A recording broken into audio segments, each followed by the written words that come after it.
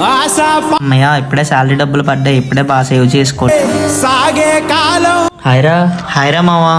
నా బండి తాకట్టు పెడదాం అనుకుంటున్నాను రా, ఎవరైనా ఉంటే చూడరా. అరే మొన్నే కదరా బండి తీసుకున్నావు, అప్పుడే తాకట్టేటి?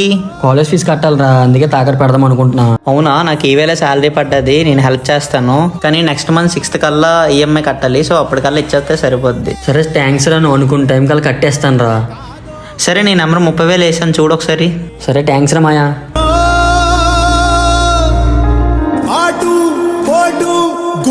హలో హలో, అదే అమౌంట్ ఇచ్చాను కదా, కొంచెం అమౌంట్ కావాలరా. ఒరు ఇచ్చిందే 30,000 రా, అలా దొబ్బుతున్నావు.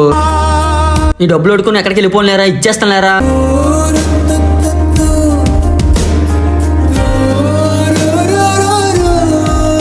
ఏమైందిరా, వాడు చూసి చూడనట్టు వెళ్ళిపోతున్నాడు.